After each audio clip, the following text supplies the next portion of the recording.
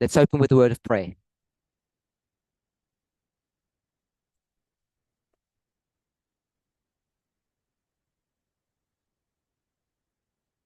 Lord, we want to thank you for your continual watch care over your people. We thank you for the wonderful day that we have had together. As we turn our hearts and mind to a study of your word, your story, the prophetic events unfolding all around us.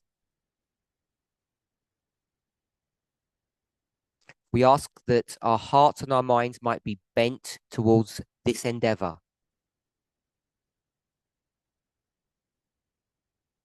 And that not only we would use our human effort, but we also invite the Holy Spirit to aid and help us, to bring to remembrance things that we may have forgotten. In Jesus' name, amen.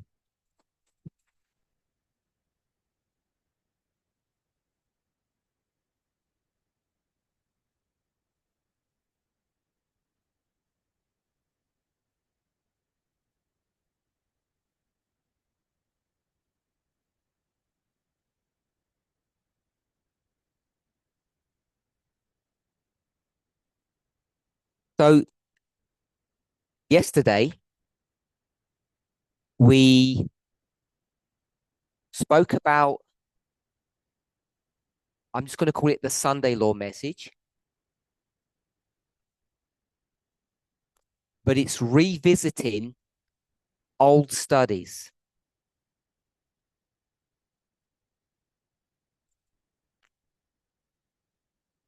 And those old studies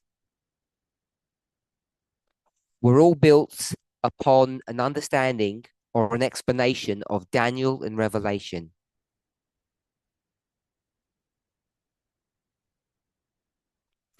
And we focused our attention on various chapters. In the book of Daniel, we looked at chapter 2. And in Revelation, we looked at chapters 12, 13, and 17. And why were we doing that?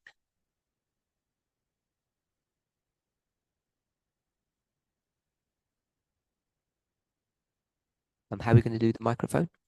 Who's doing that? Okay. Why did we do that exercise?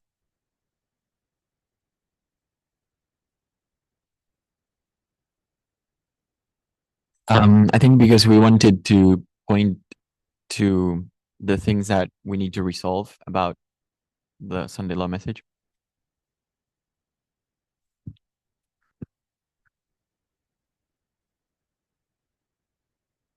So we have acknowledged, we have recognized and acknowledged that despite the truthfulness of past studies, many of which go back almost a decade, those studies were limited. And there were various reasons for that limitation. And so, as we see those studies actually being fulfilled today, or we believe they're being fulfilled,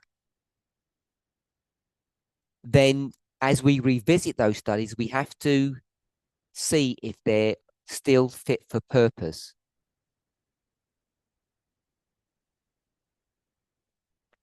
And as we've begun to do that, two things become clear.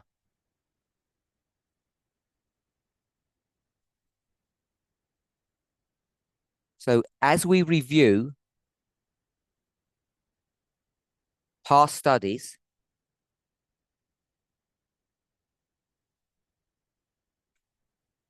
two things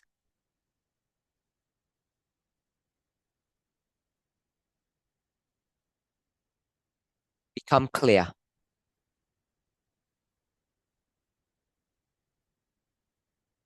Anybody want to venture what those two things are? We've spoken about them on screen and off screen.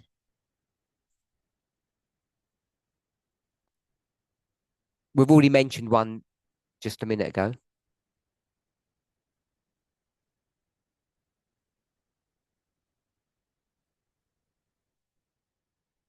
So when those studies were done originally, they were talking about a future event, and we never had clarity on what that future event actually looked like.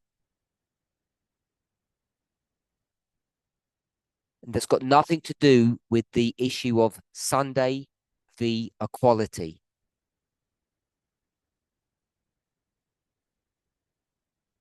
It's much more foundational than that. Even if the message had remained about the Sunday law, we would have still been confronted with the same issue.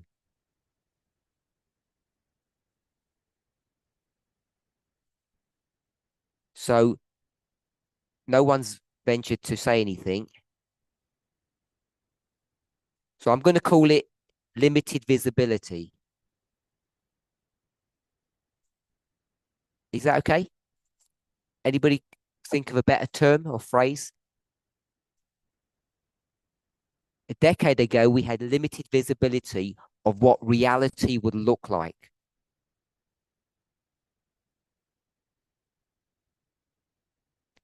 Even if the test remained the same.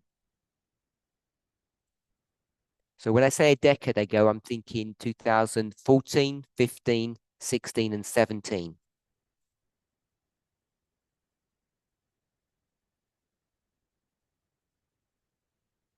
So I'll go from 14 to 16. I'm not going to go back to 12. 17. So this is pre-midnight crime message. Second thing,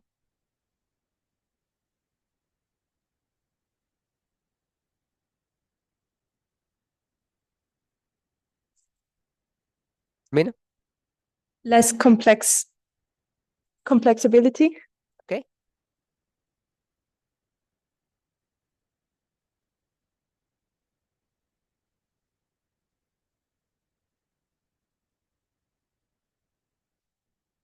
We'll put it's much more complicated.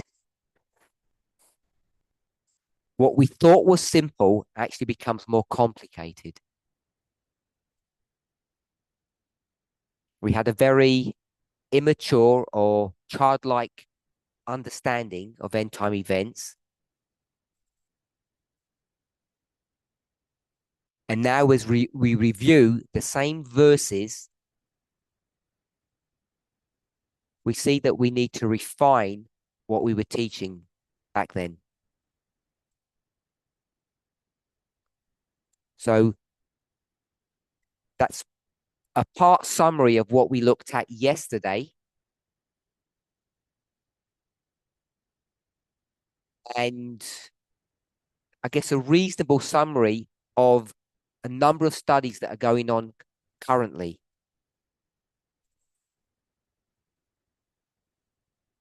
Not just from me, but from a number of teachers.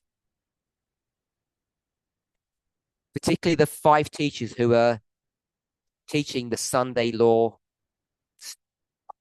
the message about the Sunday law. They're doing this very thing, realizing that because we had limited visibility, we need to reevaluate those past studies, and that the story is much more complicated than we originally thought. Any questions?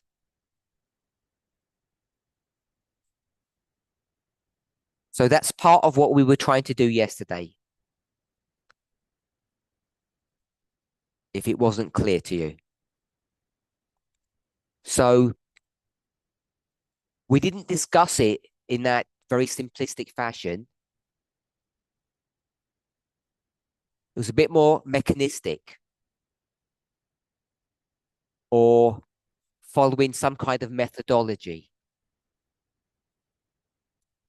So what we spoke about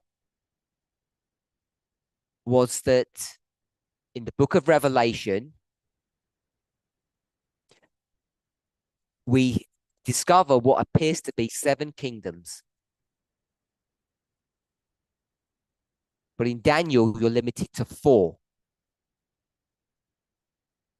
And it wasn't an in-depth study.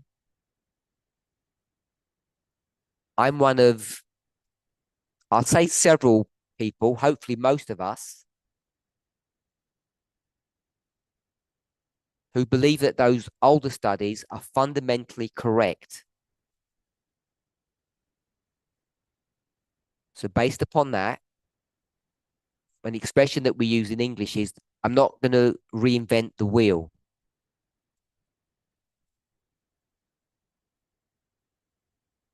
So there are certain foundational premises that I'm going to use to approach this conversation, this study, this analysis.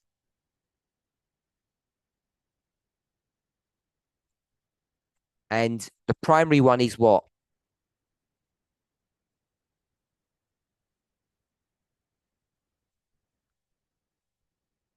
We discussed this yesterday. I'm going to call it the foundational. I'm going to call it an assumption.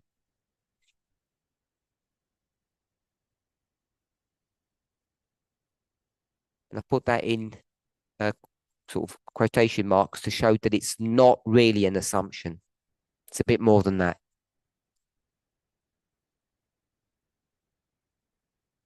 And what is that? If you want to do this study, what is the assumption that you have to make? Besides Tamina, Blessing? That Daniel and John are talking about the same thing. Good. So we'll use their names. Daniel and John, you said saying the same thing? So, yeah. Talking about the same thing.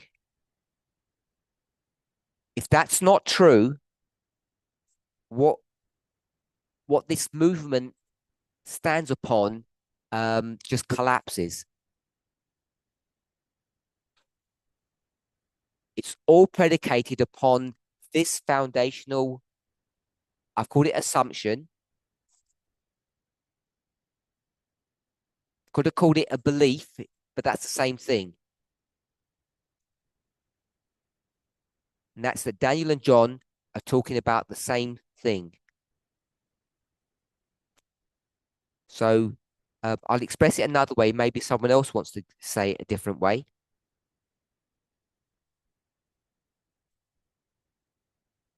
Telling the same story. So if we acknowledge that, then because it's not an identical story, because that would be redundant, what do we say to refine that? It's the same story.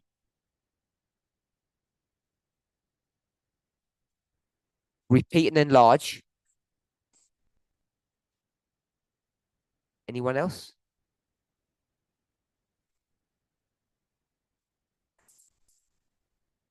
Different perspectives. It's from, I wanted to get that point. It's from a different perspective. It's the same story from a different perspective.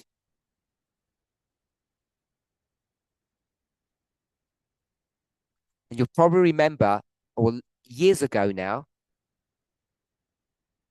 I showed this sort of 3D graphic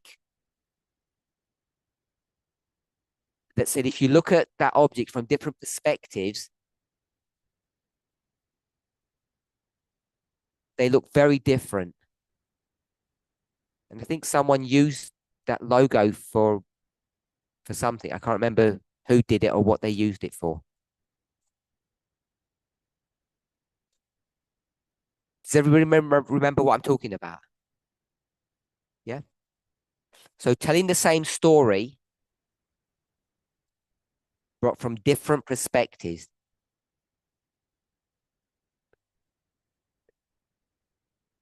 And they'll rather say it that way than just say repeat and enlarge. Daniel will say 2, 7, and 8. That's much more repeat and enlarge. But even that, as Elder Terry takes a lot of pain to show us, is the same story. She'll say not from different perspectives, but what?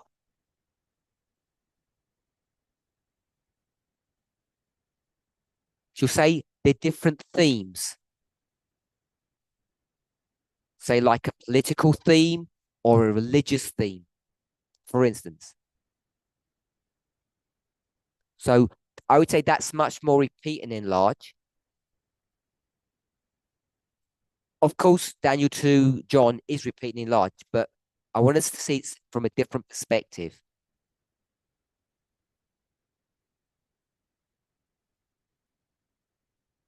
Okay, so if we've agreed with that, that's another point that I wanted to make sure that we're all in agreement with as we discussed this subject yesterday.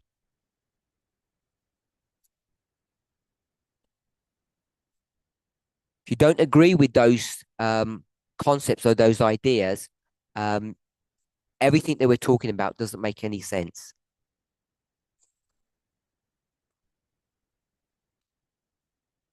So if that's the case, then even though in Revelation 12,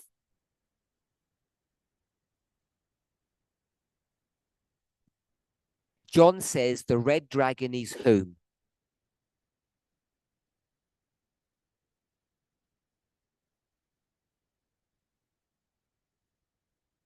It's not a trick question. It's the verses.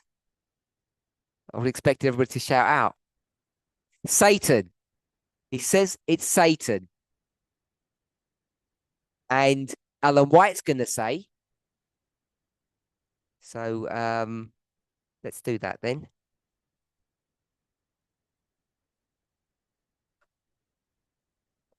Maybe we're going to do that. Oh, there it is. So this was Revelation 12, the red dragon. John says it's Satan. And Alan White says what?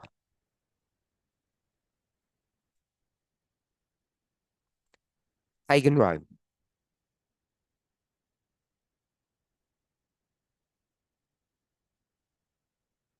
And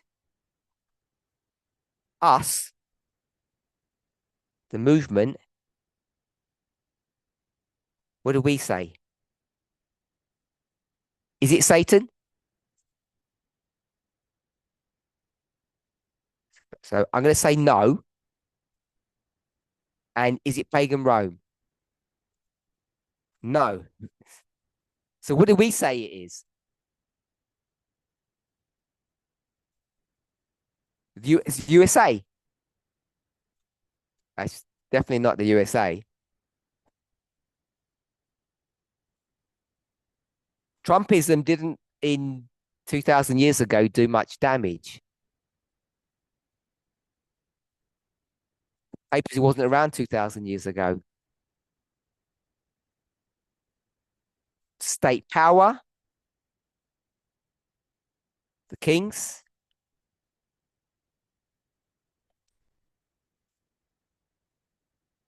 It's got 7 heads. What's the first head? It's Babylon. Now, you know that in that story, Babylon isn't there. But when we talk about the dread dragon, we understand the chapter is talking about a specific history. But we're forced to say that the red dragon is, someone said, Papal Rome. Can't be Papal Rome because Papal Rome didn't try to kill Jesus. They're not even there for another 500 years, plus or minus.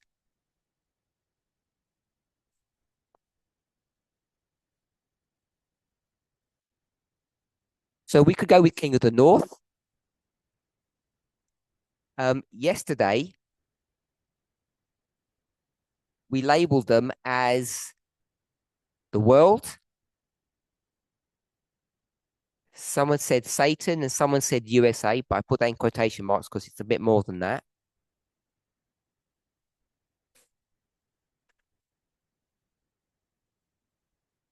So we know that that dragon is Babylon, Media, Persia, Greece, pagan Rome, Papal Rome, something to do with the land beast, and then the dragon.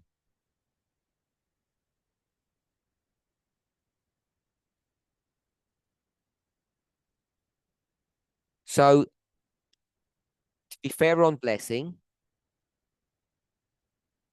you can say yes to Satan, and therefore you can say yes to it being pagan Rome. But we're only saying that because in reality, we're talking about what? If you're only focusing on a certain narrow portion of history,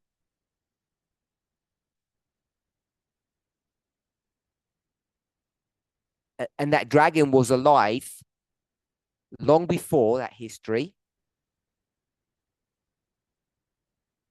and the dragon's alive way after that history. When does chapter 12 end?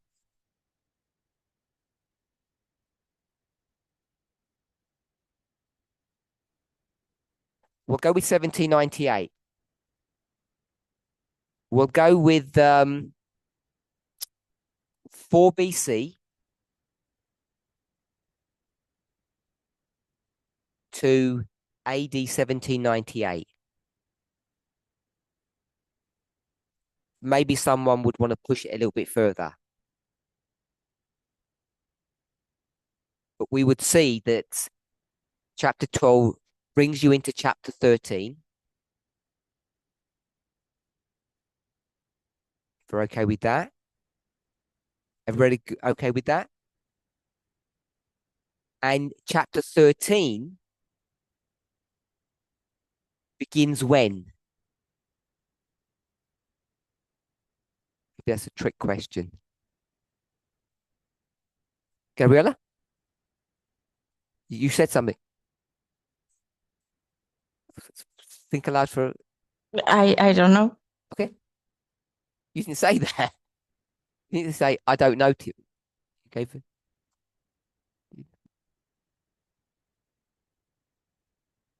Raquel? Just give us a date. Just the date. 508 or 538? Excellent. So we'll go to the 6th century. This beast rises up out of the sea. But that's being done from the reference point of what date?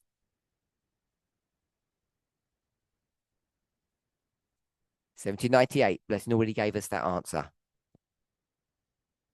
So it looks back and it looks forward. So we can see that for us, that red dragon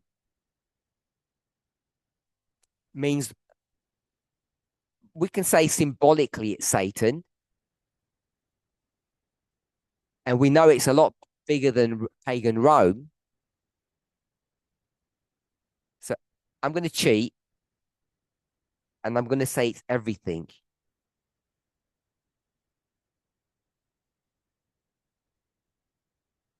I was going to put everything bad, but I'll just leave it as everything. Could say the statue of Daniel 2. Everybody sort of reasonably comfortable with that? The only point I'm trying to make is that it's too easy to say pagan Rome or Satan. And when you do that, you inadvertently put yourself into a ditch that it's hard to escape from.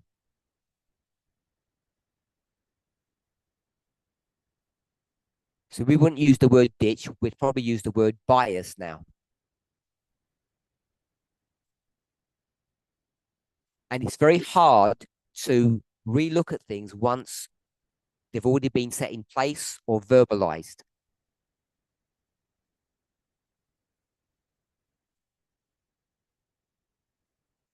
Because the way our brains work, they always work from a reference point. They never work as a blank sheet of paper.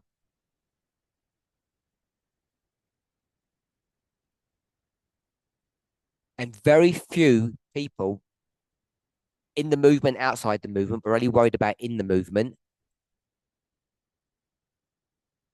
have been able to successfully navigate their way through that treacherous path of biases.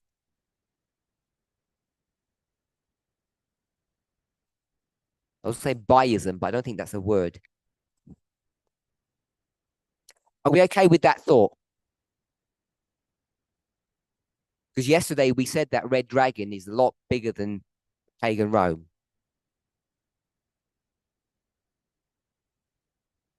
Everybody okay with that? So we then said, as a close approximation, the 4 kingdoms of Daniel are the same as the 7 kingdoms of Revelation. So you would say the statue is the same as the dragon. Are we okay with that now? You can see the connection. Okay, so we did all of that. Then we drew that graphic that has the time of the end in 2 different places. And we speak about the 5th to the 6th kingdom and then the 6th to the 7th. Now, that's, again, a very simplistic story. So we didn't discuss this bit yesterday, but maybe we'll discuss it now.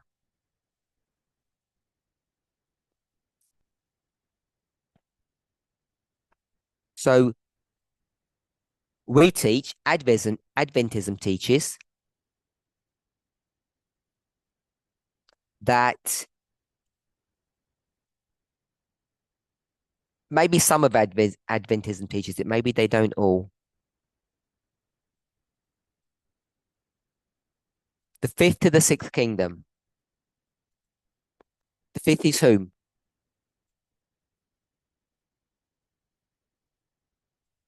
Papacy, you said?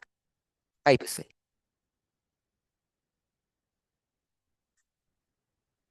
I'll let you say papacy, but it's a stretchy term. Yeah, that's what I'm saying. It's a stretchy term of what that is. Sorry? No? So we'll go with papacy. It's a close approximation for our purposes. Number 6 is just a simple answer. USA. So we might put an extra date after 1798 because we might say there's a wound and there's a death.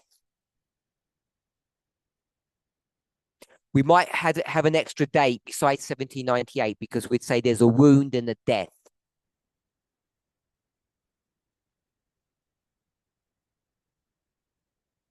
But we'll just, for our purposes, say that there's a death here. So if the papacy dies, then we have a problem. Because if the papacy dies in 1798, and then we do the graphic as it's done here, put 1989 underneath it, and you go from number 6 to number 7, you're quickly going to begin to have problems.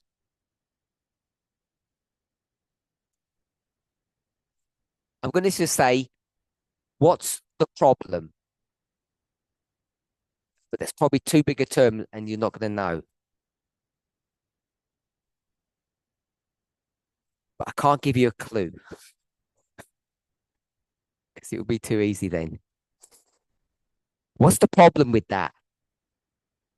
The papacy died. 1798. Then what do we do? Anybody? No, I just wanted Go to ahead. ask him to repeat the question. Oh, did I repeat it enough or not yet? No. So the papacy dies in 1798. And then we have a graphic that says in 1989, which is a line here, that's where 1989 is.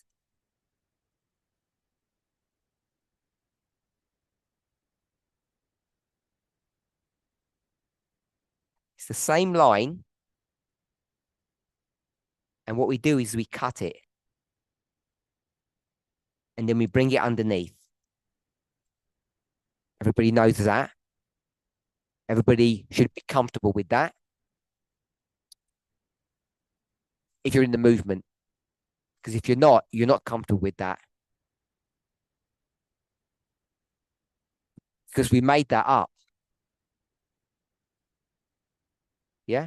We agreed that we made that up. It's all based upon how you read what? Verse 40. We read verse 40 in a very different way to Adventism from its beginning to the present.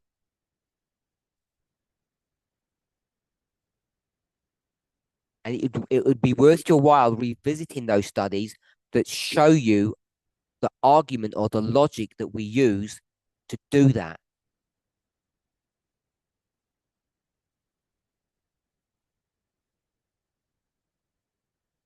Because we did it and we thought in English you say you nailed it, we've sorted it out and we can move on. But it's not that straightforward. Okay, so then we're going to say 6th to 7th. And we already say the 6th is the USA. So the 7th is whom? So I knew people were just going to say USA.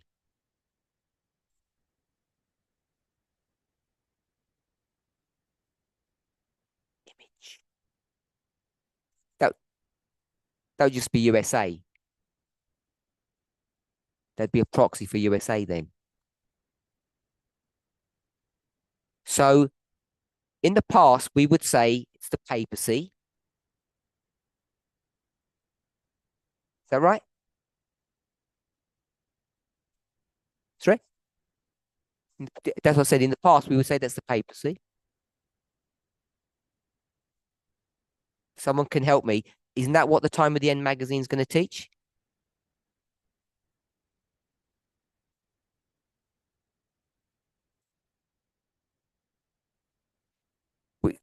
I'm worried now. People are just saying yes.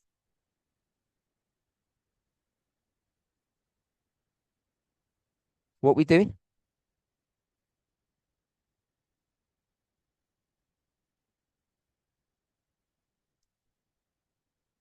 You tell me, because I'm just going to say no. I've already told you I think it's the papacy.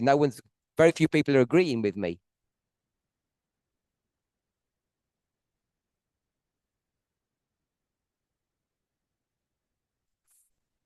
Okay, let's take a break then. Let's go back to the Time of the End magazine. It came in various guises or editions. And I thought there was one, the primary one, I'm going to call it, that has a picture of two people. Who are the two people, Esther? The boss of the UN?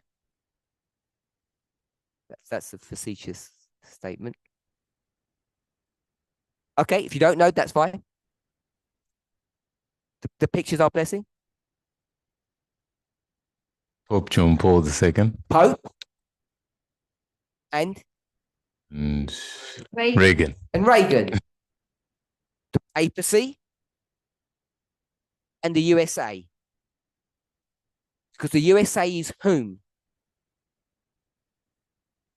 The armies and the economic power or the bank of the papacy. So Esther has said the king of the north. So the USA is not the king of the north. That's what's in the Time of the End magazine. Yes, we all agree with that? So if that's the papacy, we'll put the USA in here. All we'll say is that there's an anomaly here.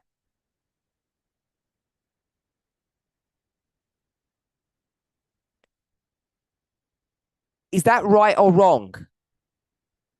That the king of the north comes to make war with the king of the south. I don't know how you would explain the verse. I'm just going to say sometime after 1798.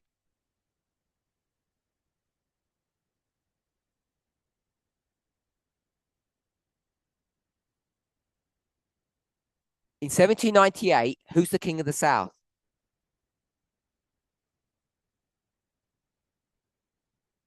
France. King of the north is the papacy.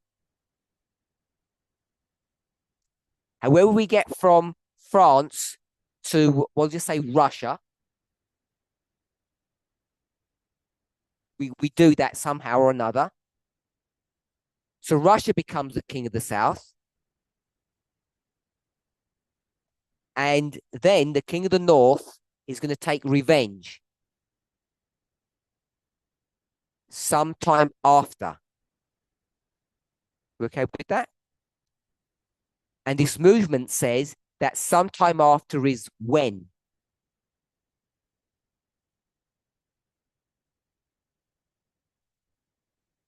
(1989). Yep, that's the essence of that booklet. So, was that correct or wrong?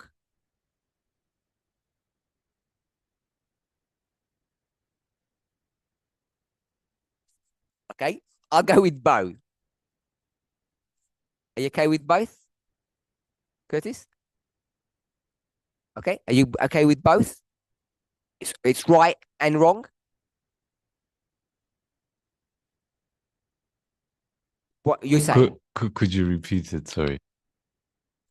Papacy is the King of the North in 1989.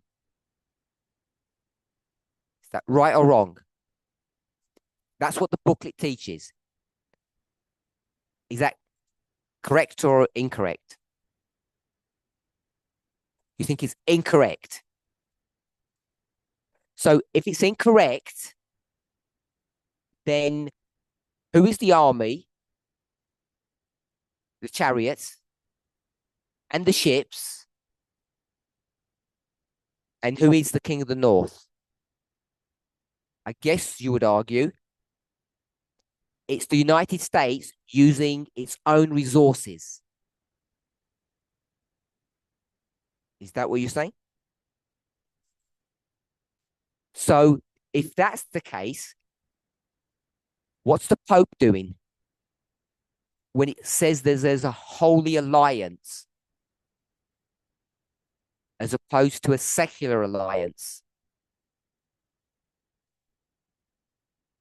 What do you understand holy alliance to mean? We'll go with blessing, to infer. What does that term infer when it says a holy alliance? Papacy is in charge. The relationship. I just wait for it to translate. She can't hear you. The Pope was in charge of the relationship. So that's my understanding. The term holy alliance means that the Pope is in control.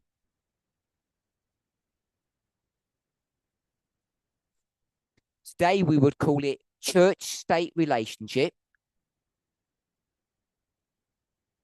Would we? No.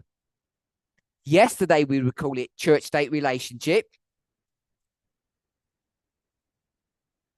Today we would call it what, Charity? Culture and No. state? No. Not culture and state. Natalie? Nationalism? No. It's 2 words. Debbie? National. State nationalism. Yep. Elder Terry brought that term up at least last week, if not before. She didn't say this. I'm saying it. It might be wrong.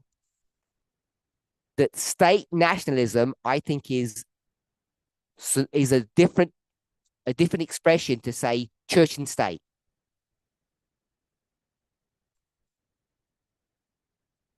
And we don't like the word church now because church isn't national. As Charity said, culture. Is everybody okay with that? And that was so long, I have no idea why we're even talking about that. Dear me. What's that? 30 minutes. Good, I'm running. Let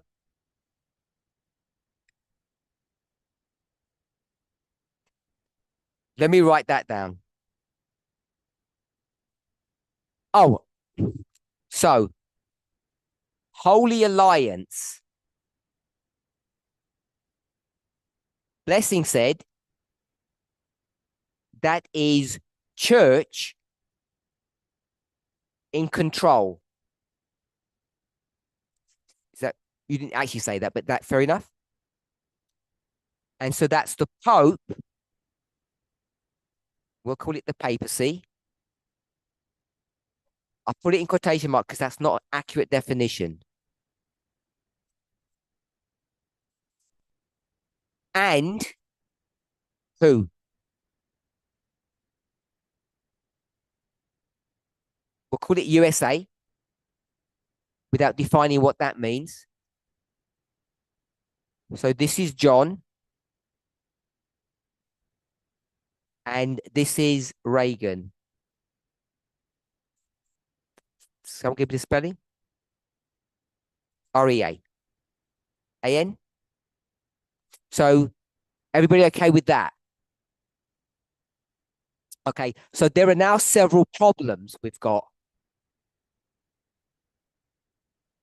So if the papacy was dead in 1798, how can it have Holy Alliance? So what we're going to do here, it's obvious, guess, come on, shout out, sorry, resurrection. I'll put alive, but it's resurrection. Okay, is that resurrection? Is that how you spell it? Yeah. Sorry, just resurrect. It's not double S. Okay. Is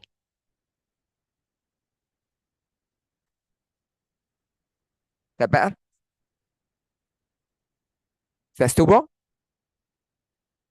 Okay, so that's resurrect. Where do we get that from? I mean, Bible. Book. Revelation 17. So I thought you were going to say 1798. So I thought Revelation 17, the verse, someone? 9? That sounds quite close. Someone come up with the verse. Just shout out the verse when you found it. We could go to 13, but we've gone to 17. If you want to give me 13, chapter and verse, I'll do that too. 3? 10. Happy with 10?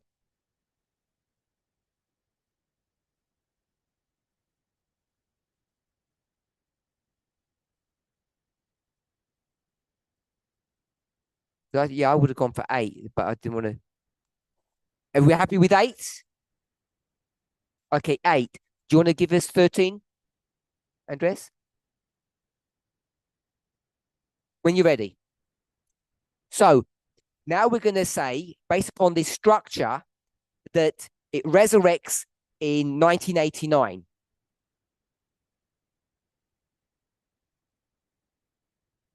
It all seems to fit. Are we going to go with 13.3?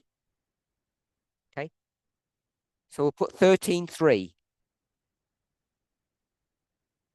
So there are a couple of problems with all of this.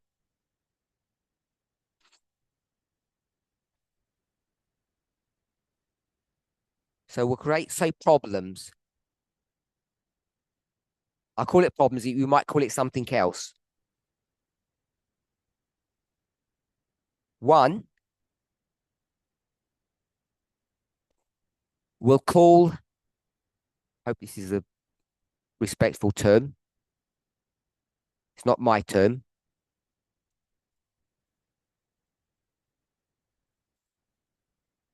Hitler's Pope.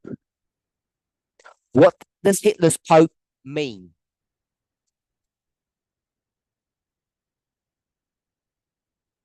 There's an alliance.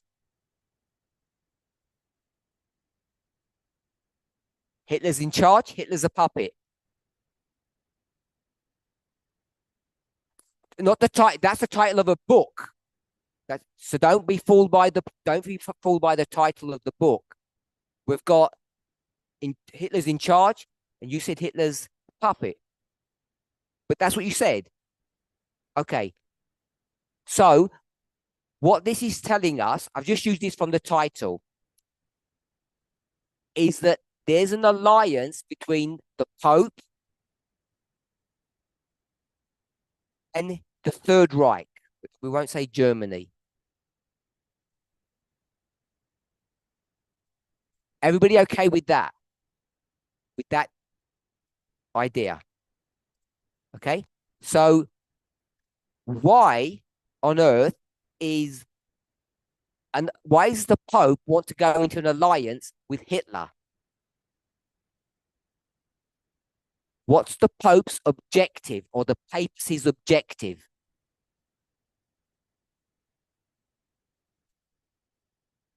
Over here? Sorry? Soviet Union? Power? What? Who wants power? Power to do what? To rule what again? So when it died in 1798, we had the papacy there. Who actually died? I know this is going to be very gendered, bordering on sexist. I apologize. Who died in 1798? The woman died. Anyone else? What choices do we have? Woman? Sorry? Pope Pius, that's the woman, I think. I think she's going to say that's the woman. The husband. But in Revelation 17, it doesn't call them husbands. It says the kings who commit fornication. So who dies? The woman or the man?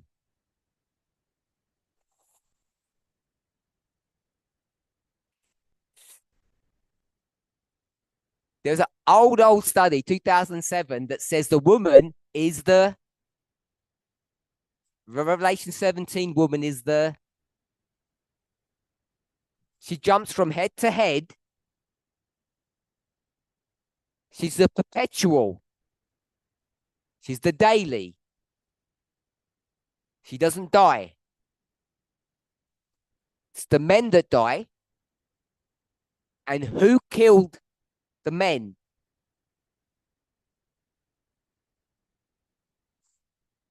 Who? Who killed them? Who killed all those men? No, woman didn't do it. That'd be a bad thing. France. France sets up the papacy. With whom? Clovis. And brings down the papacy with Napoleon. But it doesn't do anything to the Pope. Putting a man in a prison isn't doing anything. Because they just put another Pope up, like the next day. They put another Pope up the next day, didn't they? What France did, what Napoleon did, was what? Made war with Europe.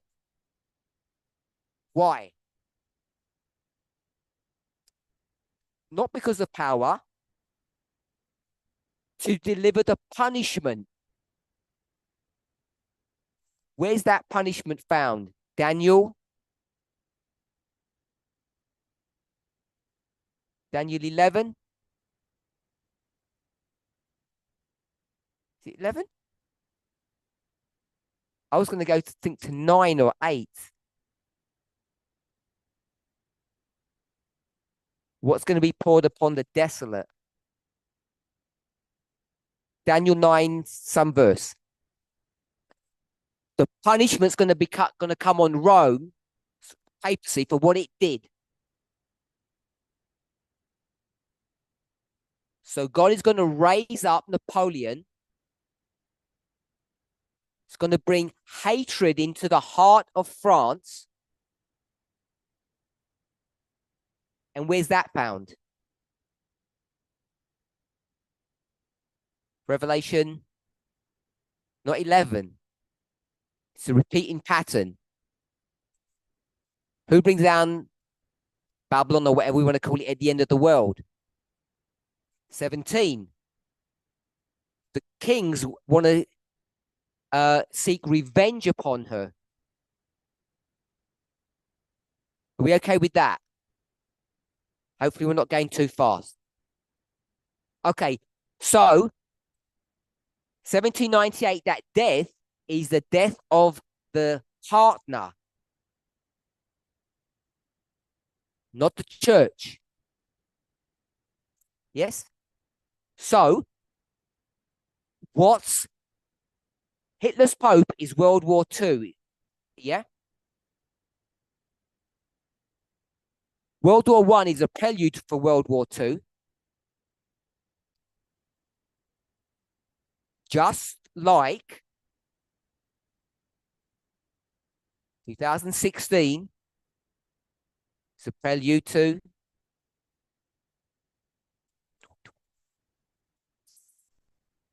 so to the real Sunday law. Are we okay with that? So we'll forget World War One, World War Two, Hitler's Pope. What's that story? The kings are dead. What does we'll call it the woman, need to do? We'll say, and find another lover. Who is that? It's on the board. No, it's on the board. The USA. That's the next king that comes up. And the USA says what? I'm a Puritan. I don't commit fornication. Are we okay with that? So who's what? Oh, so she has to hang around until what? The next opportunity to a suitable king, which ends up being Hitler. And what does the Pope want to do? Step one. What's step one? Sorry? Territories. Step one, verse 40. Destroy the king of the south. You can either say it's revenge or it's the first step to regain what was lost. And now, Pope wakes up, looks for France, and France says, not me. That baton, like a relay, got passed on a long time ago. It's Russia, Soviet Union. So that's what World War II is, in a very simplistic fashion. Hitler's Pope. So Pope's around way before 1989, where we said the resurrection.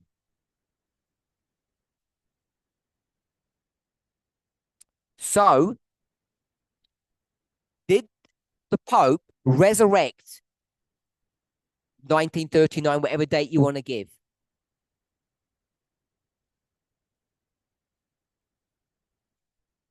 It'd have to be before that, because you'd have to go to World War One, of course. Is the Pope going to resurrect before that time? Yes or no? So my question is, does papacy resurrect before? No. During World War One and Two? Is that a resurrection of the papacy? Yes or no? You can say yes or no, or yes and no. But I don't like that one. Yes or no? Yes? No? Okay, so it's a trick question to begin with. There is a king of the South. Soviet Union. Trick question because the papacy is the woman and she never died in the first place. Remember? So the resurrection is the resurrection of what?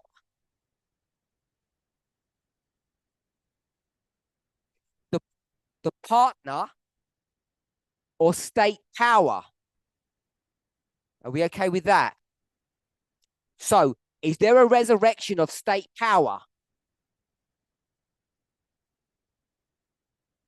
Yes or no? We'll go with World War II. Hitler, the Third Reich, is that the resurrection of state power? Yes or no? Okay. So someone says yes, someone says no. Does anybody want to say why they're saying yes or why they're saying no?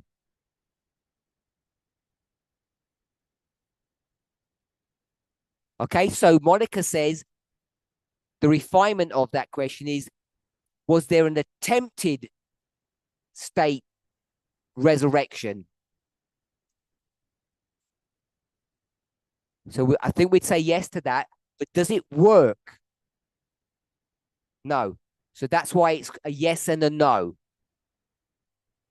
It's a failed attempt. By the way, who stops them? Who stops the resurrection in that history? Sixth Kingdom, the USA. Are we okay with that? So not only is the USA not going to be the state supporter,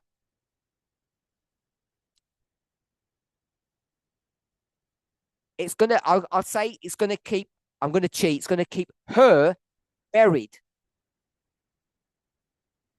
She's not dead, remember. No one's allowed to create this thing, this alliance. Okay, so that's problem one. Then there's problem two. So problem one is, which I think we've answered. The Pope, we'll call it the Pope resurrection because we've got all of this stuff here, dead and alive, and it's the papacy, etc. We've got it coming alive in 1989. Is that the right time? Yes. It's the right time. Verse 40. According to us. That's this story here. This is our version. This is our version of verse 40. You've got to remember that. Based upon our version of verse 40, yes, everything's fitting right. Okay? But there's a problem which this graphic can't point to it. I guess I'll point to it. This one here, which this graphic deceives you about. So we'll just explore that. If anybody's confused or I'm going too fast, tell me to stop and we'll revisit. Okay, so we're just going to look at the rise of the seventh kingdom. We're not going to identify who it is.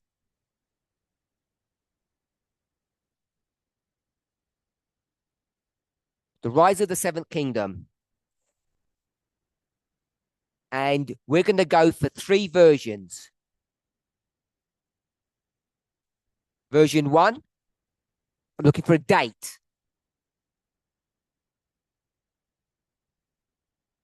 We'll do it the other way around. Someone says Sunday law. Don't think it's Sunday law. So we'll go, Natalie said 2021. 2021, she used the term panium. Next one. It says on the board, it's right here. Yeah, so that one was easy. And 1798. Same story, just picking different points. Yeah. So we can then say this 1798 is the rise of what?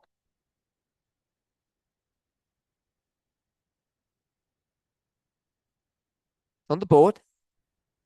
It's on the board, on the digital board. It says number 3, version 3, 1798.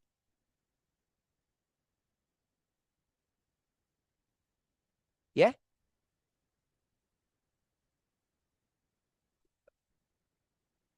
The problem with this is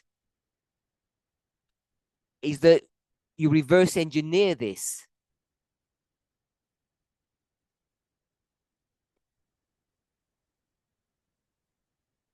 So just want to make sure that we understand that.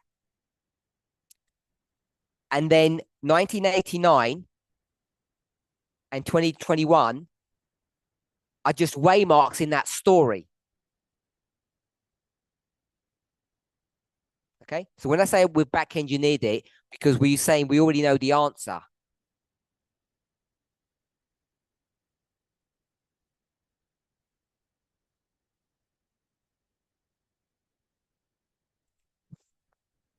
What's the great test? When did we know? When did we sort all of this out? What year?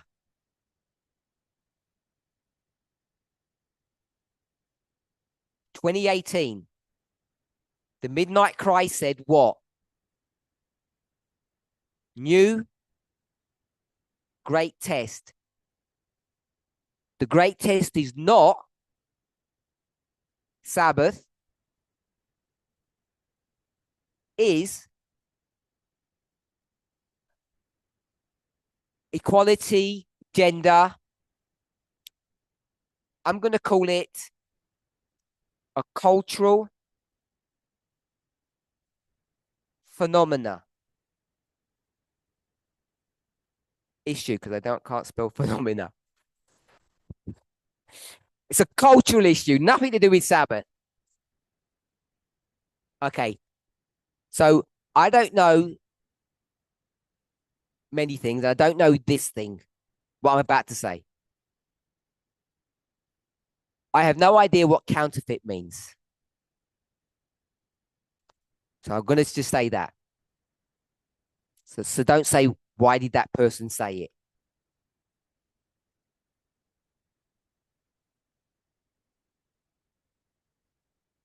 Is the papacy good or bad?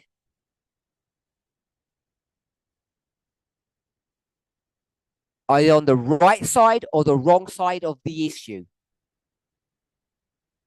today?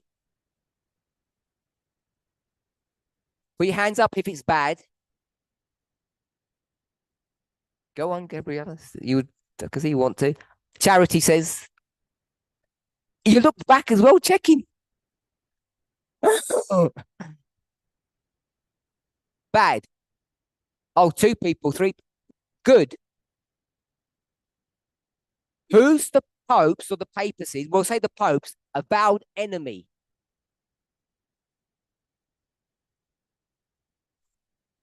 Trump, not you, not Adventists.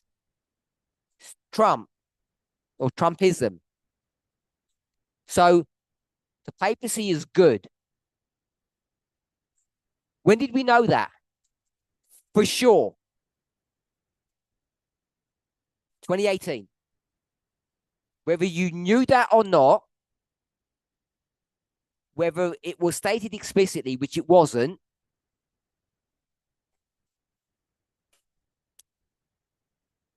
and I don't know what counterfeit means, but the Midnight Cry ends up defining or explaining that the papacy is good at the end. Not bad. So somewhere along the line, the papacy, are you happy to say the papacy was the king of the north? In this history, for blessing. Yes? Close approximation. King of the North. And in 1989, and the lead up to it, say 10 years or whatever, is it the King of the North then?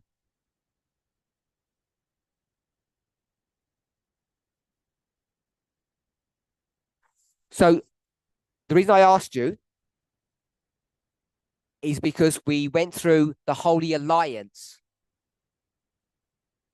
And I guess I kind of pressurized you to say that because it was holy, the Pope was in charge.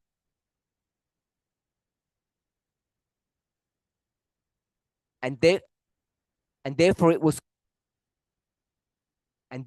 controlling the United States, which means that the Time of the End magazine was correct in its analysis.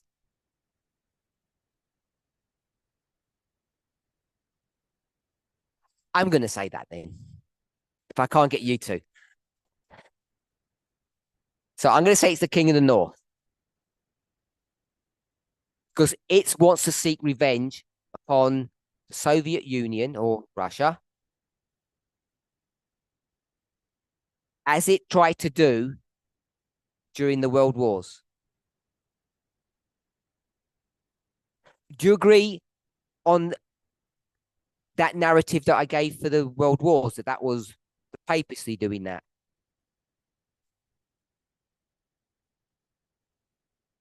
Okay, so if that's the case, when did the Pope stop being bad and became good?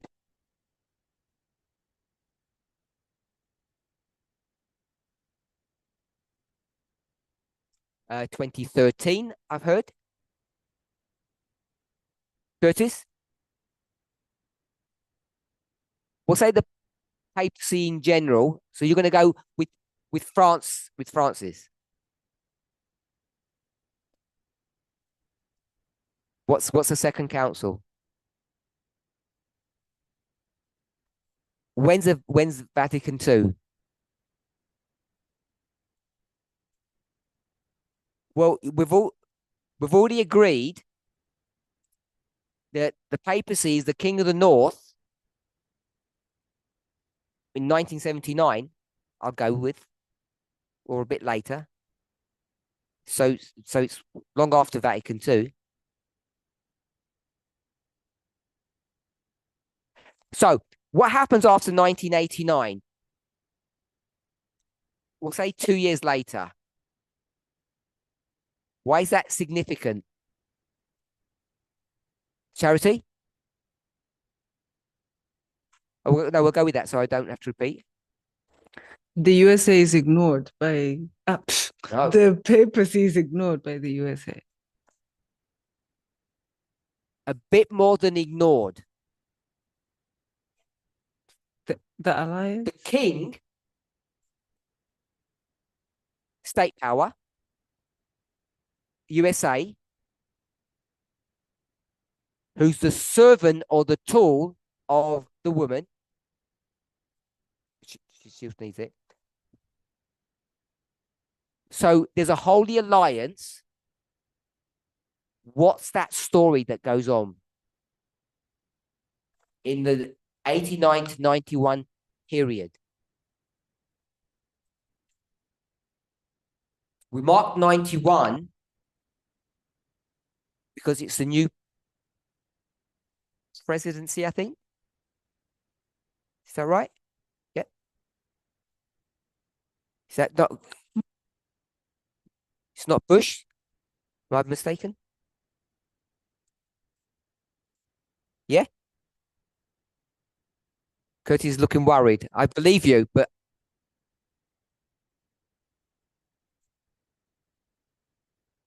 we'll go with 89. I think I said 91. Yeah, 88. So we've got Bush now, and he's saying what? Not his literal words. What's America doing? Going Not alone. that. Oh. Uh, it- it's preaching. What is it called? Capitalism. It's spreading. Who's the king of the North?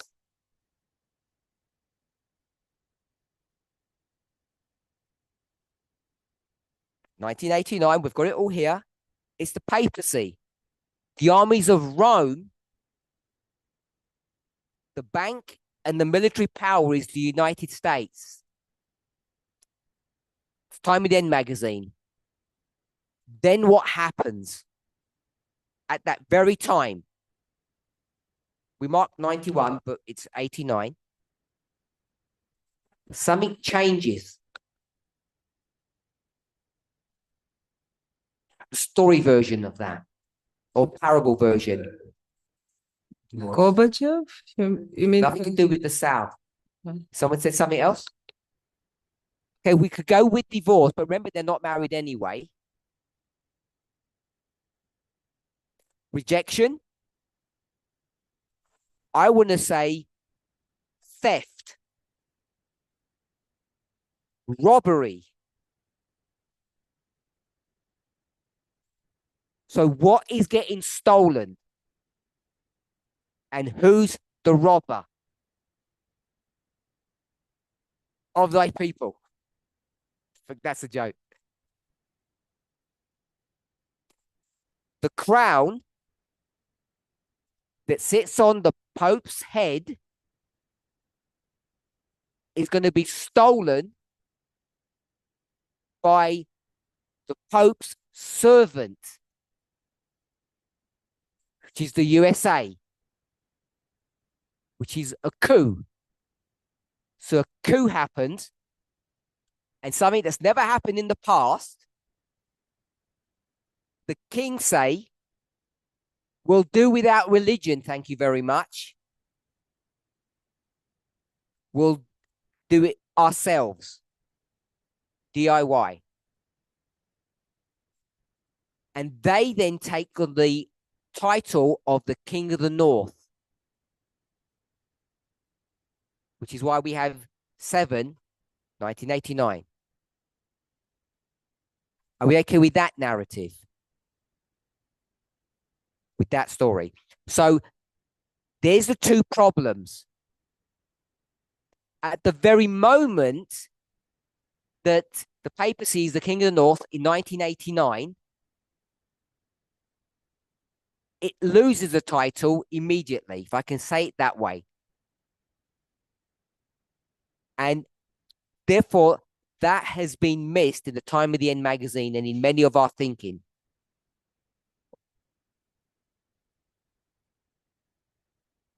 So they're the two problems.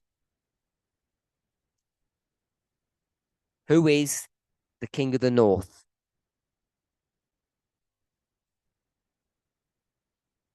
So let's try to summarize as we close what we've said today. So we've reviewed past studies. We've seen that there's problems and complexities that we need to address. Everything is predicated on the idea that Daniel and Revelation are one book. We spoke as an example about the red dragon. The red dragon is everything. And we have to be careful when we take a narrow story, a narrow segment of history, and turn the dragon into that thing. Then we discussed about the King of the North and some complexities about its death and resurrection. And that was a bit of a windy story. There were many twists and turns. What we can see is that the woman never dies in real life. It's state power that dies. And it's state power that needs to come back into play. That's Napoleon and the Napoleonic Wars or the European Wars. I'm going to say of 1798. It's not accurate, of course. The next king that comes up, which is the USA, not only rejects that relationship in its own land, the earth, it prevents it happening in the sea. I guess a century and a half later. And that's World War I, World War II. And then, papacy, the woman, ends up doing what? Going back to the United States and making an alliance with them. And that's when the story begins to become complicated. Because now we have to start dealing with 6th and 7th kingdoms. But before we do that, we have to realize that in 1989, there's daylight robbery going on.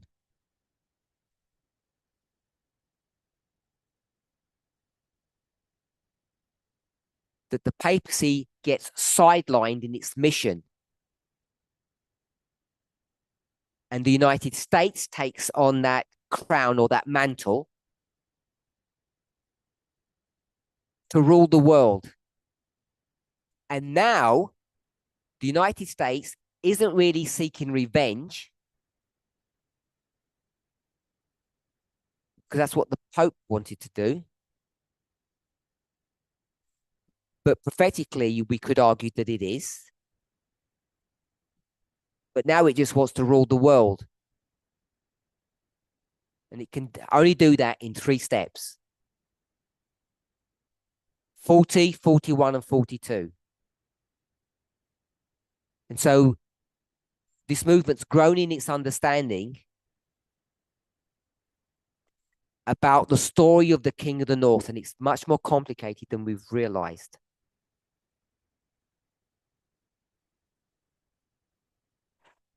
Let's close with prayer.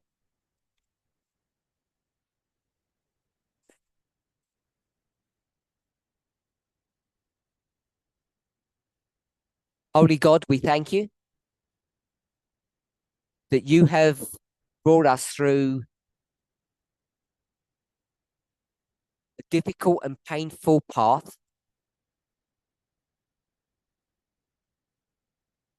over this past 1 hour. There have been many twists and turns in this story. And even now, myself and others, I'm sure,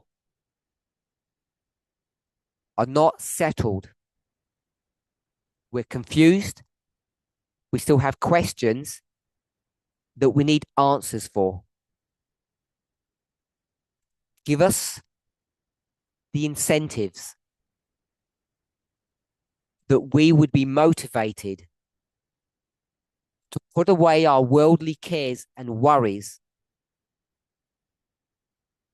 and bend our energies, focus our attention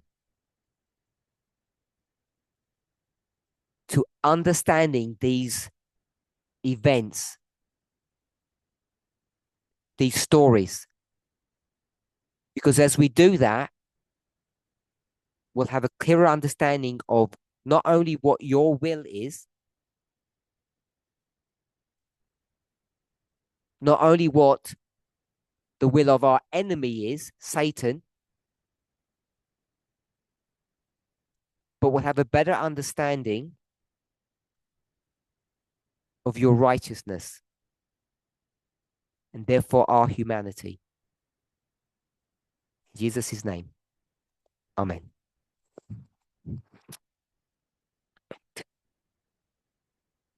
I want to thank everybody who joined us online. And we meet local time. It's about 12 hours from now. And we're UTC +1, and it's at 8:30 a.m. 8:45, 8:30? I don't think it's 8:30. 15? 8:45. UTC +1. Thank you very much, everybody who joined us.